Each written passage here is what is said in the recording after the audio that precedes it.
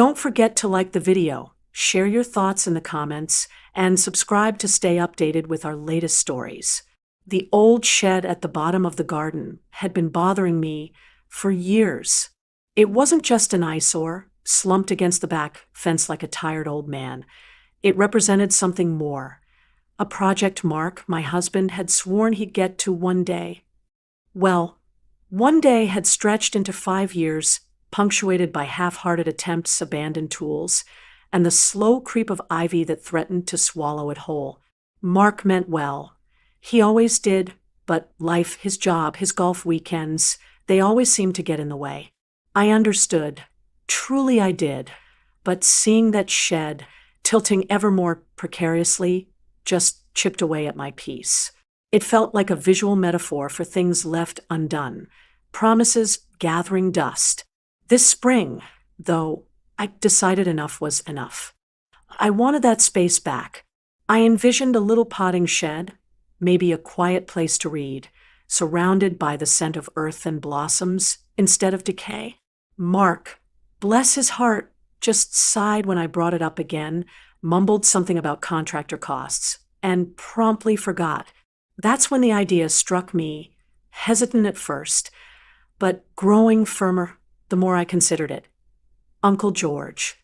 George was Mark's uncle, his father's younger brother, a retired carpenter, widower, and generally quiet man. He lived about 30 minutes away in the house he'd shared with his late wife, Martha. He was always kind, with gentle eyes and hands that still held the quiet strength and competence of his trade. We didn't see him often, holidays, the occasional family barbecue, but there was a warmth about him, a steadiness that I always found comforting. Mark respected him immensely, but like many men, their conversations rarely strayed beyond sports or surface-level updates. Asking George for help felt complicated. It wasn't just asking a favor. It felt like highlighting Mark's inaction, potentially stepping on toes. Would George think I was complaining about his nephew? Would Mark feel undermined? I chewed on the idea for a week, weighing the potential awkwardness against my growing determination to reclaim that patch of garden. Finally, I decided to call George directly. I figured a direct, honest approach was best. Maybe I'd frame it as wanting to learn, wanting to tackle it myself, but needing guidance. I rehearsed the conversation in my head, dialing his number one Tuesday morning with a flutter of nerves. He answered on the third ring, his voice calm and familiar. "George? Hi, it's Sarah." There was a slight pause, perhaps surprise. "Sarah, how lovely to hear from you. Is everything all right?" "Oh, yes, everything's fine, George, really," I hastened to assure him. I was actually calling to ask. Well, it might be a bit cheeky, but I wanted to ask for your advice, or maybe even some help if you ever have the time.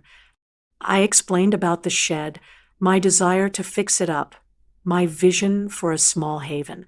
I carefully avoided mentioning Mark's prolonged procrastination, focusing instead on my own desire to get the project done, maybe even learn a few things myself. I emphasized that I didn't want to impose, that even just pointing me in the right direction would be wonderful. George listened patiently, the silence on his end punctuated only by his soft breathing. When I finished, my words tumbling out a bit faster than intended, he didn't answer immediately. I held my breath, suddenly convinced I'd made a mistake. Had I offended him? Put him in an awkward position? "A potting shed, you say?" He finally mused, his voice thoughtful. "Martha always wanted one of those. Never quite got around to building it for her." There was a touch of melancholy in his tone that tugged at my heart. "It sounds like a fine project. Sarah, a worthy one." He paused again. "Tell you what, I've got some free time this week. How about I come over Thursday morning, take a look, and we can figure out a plan. No promises I can do the whole thing, mind you, but I can certainly assess the damage and maybe show you how to tackle the worst of it. Relief washed over me, so potent it almost made me dizzy. Oh, George, that would be absolutely wonderful. Thank you. Are you sure it's not too much trouble? Nonsense, he replied, a hint of warmth returning to his voice. Keeps me busy. See you Thursday, say 9-ish. We said our goodbyes, and I hung up the phone with a sense of accomplishment mixed with a lingering trace of apprehension. I told Mark that evening, framing it carefully. I called George today, asked his advice about the shed. He offered to come take a look on Thursday. Mark looked up from his tablet, surprised. Uncle George? Really? Huh. Okay. Just don't let him overdo it. Sarah, he's not as young as he used to be. There wasn't any annoyance, just mild surprise, and perhaps a flicker of relief that the shed problem might be solved without his direct involvement. The first hurdle was cleared. Now, I just had to wait for Thursday. Thursday morning dawned bright and clear, one of those perfect late spring days where the air feels fresh and full of promise. I was up early, tidying the garden path, making sure the access to the shed was clear. I even baked a batch of scones. George had always praised my baking at family gatherings. It felt important to make him feel welcome, appreciated. At precisely 9 o'clock, his sturdy, slightly old-fashioned pickup truck pulled into the driveway. George climbed out, dressed in practical work trousers and a checked shirt, carrying a small, worn leather toolbox. He moved with a deliberate slowness that wasn't frail, just measured. His gray hair was neatly combed, and those kind eyes surveyed the house, the garden, and finally me, waiting by the back door. Morning, Sarah, he greeted me with a gentle smile. Lovely day for it. It is, isn't it? Thanks so much again for coming, George. Coffee? I've just made a fresh pot, and there are scones. Don't mind if I do, he said, following me inside. We sat at the kitchen table, the morning sun streaming through the window, illuminating the steam rising from our mugs. We talked easily, more easily than I had anticipated. He asked about the kids, though they were long grown and out of the house. I asked about his garden, knowing it was his pride and joy since Martha passed. There was no awkwardness, just a comfortable rhythm. He ate 2 scones, declaring them the best he'd had in ages, which made me ridiculously pleased. After coffee, we headed out to the garden towards the dilapidated shed. George walked around it slowly, tapping the wood here and there, peering at the sagging roofline, testing the rotten doorframe with the toe of his boot. He didn't say much, just made small humming sounds, his brow furrowed in concentration. I hovered nearby, trying not to crowd him, feeling a strange mix of hope and embarrassment at the state of the structure. Finally, he turned to me. Well, he said, rubbing his chin. She's seen better days, that's for sure. The main frame seems surprisingly solid in places, though good bones underneath the rot. He pointed out warped planks, areas where water had clearly seeped in, the precarious lean of the whole structure. It's a bigger job than just patching up. Sarah, to do it right, you'd need to replace this whole front section, sister up some of these joists, probably redo the roof. He looked at me, his gaze direct but kind. It's doable, but it'll take time and effort. My heart sank slightly. It sounded like more than I could handle alone, and certainly more than I could ask of him. Oh, I said, trying to keep the disappointment out of my voice. I see. Maybe it's best to just tear it down after all. George shook his head gently. No, didn't say that. Just needs a proper approach. Tell you what, he said, leaning against a relatively stable section of the wall. I've got time on my hands. And frankly, he smiled wryly. My own garden is getting tired of me fussing over it. How about this? We tackle it together. I can show you what needs doing, guide you. We can take it slow, a few mornings a week. It'll give me something useful to do, and you'll get your potting shed. I stared at him, surprised by the generosity of the offer. George, are you absolutely sure? That's incredibly kind, but it's a huge commitment. I don't want to take advantage. He waved a hand dismissively. Nonsense. It'll be good for me. Good for us both. Maybe. Learn some new skills. He grinned, and the sincerity in his eyes was undeniable. Besides, he added quietly, looking back at the shed, I think Martha would have liked the idea. Building something useful, something beautiful, instead of letting things fall apart. That sealed it for me. The shared purpose, the connection to his late wife, the unexpected camaraderie. It felt right. Okay, George, I said, my voice thick with emotion. Okay, let's do it. Thank you. He simply nodded, a quiet satisfaction settling on his face.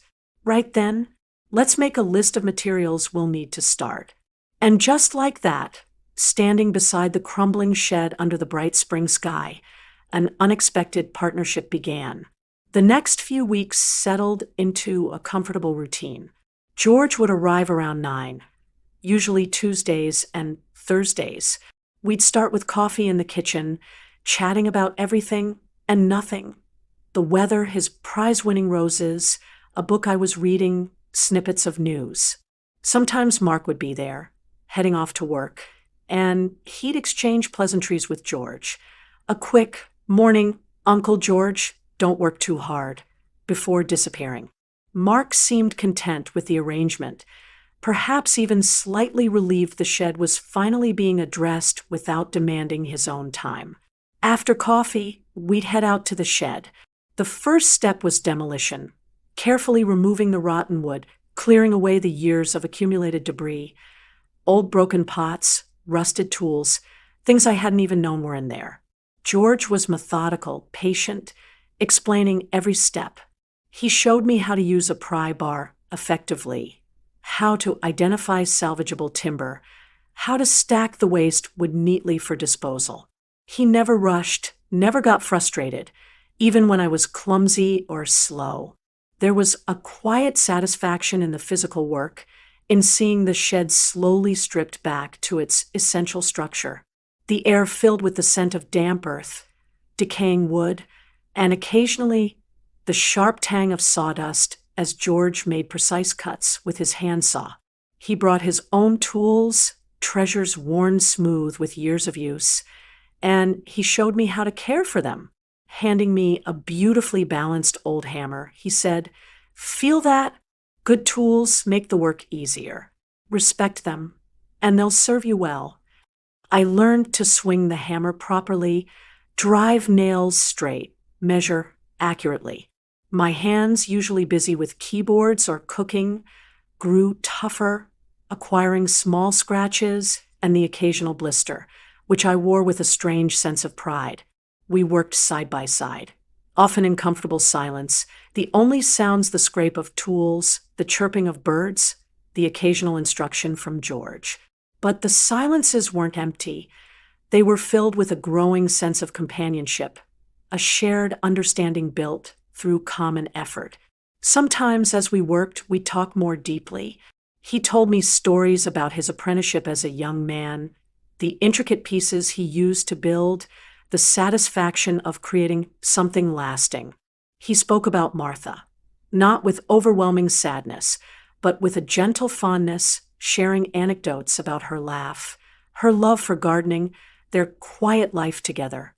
Hearing him speak about her, I felt I got to know her a little, and I saw the shape of her absence in his life, a space filled now with routine and memory.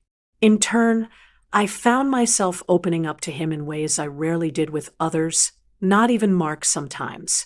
I talked about my frustrations with the kids occasionally taking me for granted, my feeling of restlessness now they were grown, my quiet yearning for something more. Though I wasn't sure what that more was, George was an exceptional listener.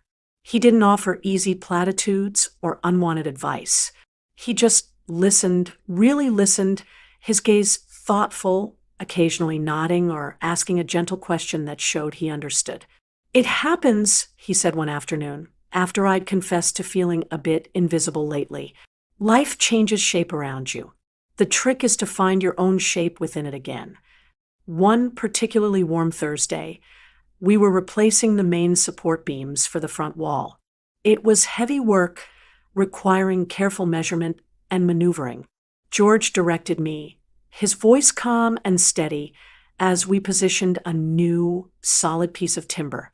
"All right, Sarah, ease it down. Slowly, that's it. Hold it steady now." We worked together, breathing a little harder, focused entirely on the task.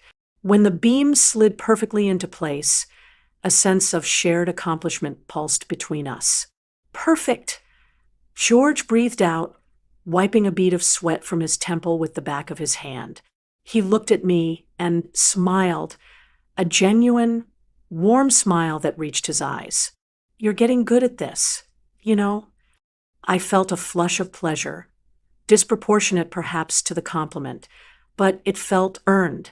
"Only because I have a good teacher," I replied, smiling back. In that moment, leaning against the sturdy new frame, surrounded by the tools and the scent of fresh cut wood, I felt a connection to George that was surprisingly deep. It wasn't romantic, not in the slightest, but it was intimate in its own way, a closeness forged in shared work, mutual respect, and unexpected vulnerability. He saw me not just as Mark's wife, but as Sarah, a person capable of learning, contributing, someone worth teaching and talking to. And I saw him not just as an elderly uncle, but as George, a man of quiet strength, wisdom, and a gentle heart still capable of connection. The shed was slowly transforming, but so, I realized, was I. As spring deepened into early summer, the shed project took on a life of its own. The rotten front wall was gone, replaced by sturdy new framing. George had shown me how to install window frames, salvaged ones he'd found at a reclamation yard, full of character, and we were starting to put up the siding. We'd settled into a rhythm not just of work, but of companionship. Our coffee chats stretched longer some mornings. George would bring vegetables from his garden, plump tomatoes, crisp lettuce, and I'd send him home with portions of whatever I'd been baking or cooking. Mark seemed pleased with the progress, commenting on how solid the shed looked now, but he remained largely peripheral to the actual process. It was mine and George's project. One Tuesday, Mark had a rare day off. He wandered out to the garden while George and I were measuring planks for the siding. "Looking good," Mark said, surveying our handiwork. "You two make quite the team." He clapped George on the shoulder. "Thanks for helping Sarah out, Uncle George. I owe you one." George just smiled modestly. "Sarah's doing most of the work. She's a natural." Mark lingered for a few minutes, watching us, but he seemed slightly out of place, an observer rather than a participant in the quiet energy we had created. He soon retreated back inside, leaving George and me to our measurements and saws. It was during these weeks that the emotional depth of our connection truly began to reveal itself, catching me slightly off guard. It wasn't anything overt, just small moments. Like the time I struggled to lift a particularly heavy piece of plywood, and George came up beside me, not taking over, but positioning himself so we could lift it together. His quiet, ready, lift on 3, making the task manageable. Or the afternoon it started to rain unexpectedly, a sudden summer shower. We quickly covered the tools and timber and dashed into the partially rebuilt shed, the scent of rain on dry earth filling the air. We stood there, side by side, watching the downpour, the drumming on the temporary roof covering, creating a cozy, enclosed world. We didn't speak for several minutes, just listened to the rain. Then George said softly, "Martha loved the rain. Used to say it was the earth sighing." He turned to me, a wistful look in his eyes. "It's good, sharing this, Sarah, building something again." There was an unspoken layer to his words, a sense of purpose rediscovered, perhaps, that resonated deeply within me. I felt a profound sense of empathy for him, for his loss, but also a shared sense of discovery in the present moment. The subtle tension wasn't between George and me, but within myself. I found myself looking forward to Tuesdays and Thursdays with an eagerness that surprised me. It wasn't just the shed. It was the conversation, the shared purpose, the feeling of being seen and valued in a way that felt new. I felt guilty sometimes, wondering if my enjoyment of George's company was somehow disloyal to Mark. But Mark seemed genuinely untroubled, happy even that the shed was handled and that his uncle had something to occupy his time. My connection with George felt pure, rooted in respect and the simple joy of creation. There was no flirtation, no inappropriate undertones, just a deep, burgeoning friendship that defied easy categorization. It was the kind of connection I hadn't realized I was missing. He saw strengths in me I hadn't recognized myself. My patience, my willingness to learn, my steady hand with a saw, eventually, and I saw the resilience, kindness, and quiet dignity in him.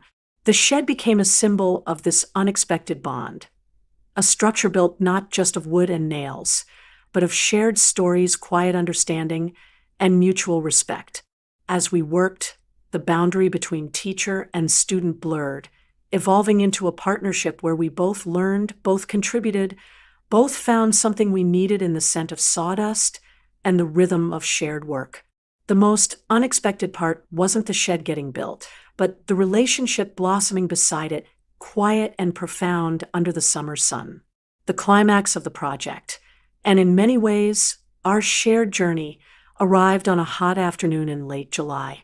We were installing the door, a beautiful old thing George had salvaged and painstakingly restored.